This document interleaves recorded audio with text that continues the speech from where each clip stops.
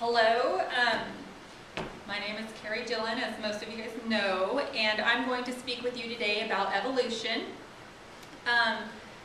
Mainly the idea that I plan on conveying is that I just want to encourage people to educate themselves about their own belief, which is great. Everybody should want to know more about whatever it is that they believe in. So I think that that's a real cool topic, and I'm really excited to tell you about it. And I kind of wanted to let you know that I did a little bit of research, and part of it that I found kind of interesting was that there's still people that are believing that the Earth is only like 6,000 years old and that people existed with dinosaurs. And for me, I thought that was kind of weird. But, you know, whatever.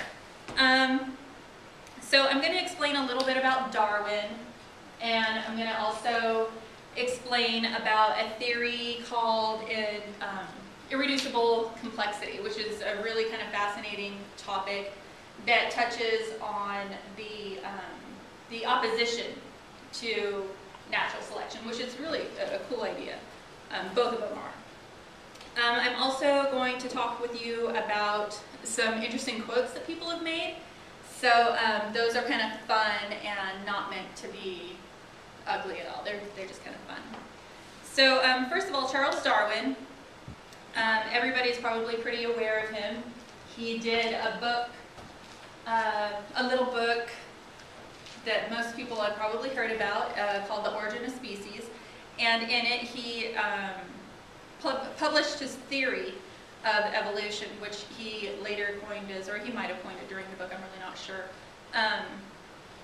called natural selection. And natural selection is the idea that species evolve according to their environment. So if you're hot, you're going to need to sweat, your arms are going to get long. If you're cold, these portions of your limbs right here will get shorter. And there's actual fossil evidence that shows this.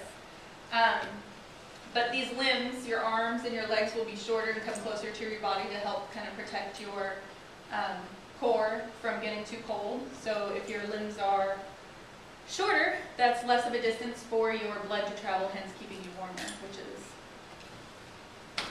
an easy kind of idea. Speciation is also kind of an idea that goes along with Charles Darwin's ideas, and it is the idea that that species diverges into two or more descendant species. And we all know what species are, that they're you know, just different things. And so as these environments change, their DNA kind of changes to fit these different morphological kind of environments. There's a lot of supporting evidence on this. Again, the idea is to go out and make sure that if this is something that you're interested in, that you should definitely, you know, do more research on it. So that's just one of the ideas. The other idea, which I wasn't aware of before doing this research, was irreducible complexity. And it's an idea that was presented by a biochemistry professor named Michael Behe. He coined the term, and I'm going to read to you the definition because I think he can do it a lot more eloquently than I can.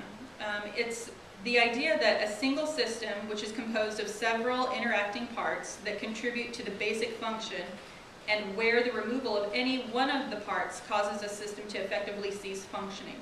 So his idea was that if you're going to have, you know, some sort of cellular function, and he really did go down to the cellular function, that any one of these systems are not going to operate without the other. So how can we evolve if it was already a working system? Which was a really great idea. This argument is central to intelligent design. It's generally rejected by the scientific community, which I think is kind of odd, just because it is a really, you know, there's a lot of scientific evidence that supports it. And they actually go as far as calling it a pseudoscience. So they're saying that it's not even real. So I've talked to you today about Charles Darwin, and I've talked to you about irreducible complexity. And I have a quote from one of the authors that I read. It's D. Hutchinson, and I'm going to read that one as well. It's life is an RPG, which is a role-playing game. Genetics composes roughly 2% of who we are. Those are your starting stats. The rest has to do with our environment, your experience.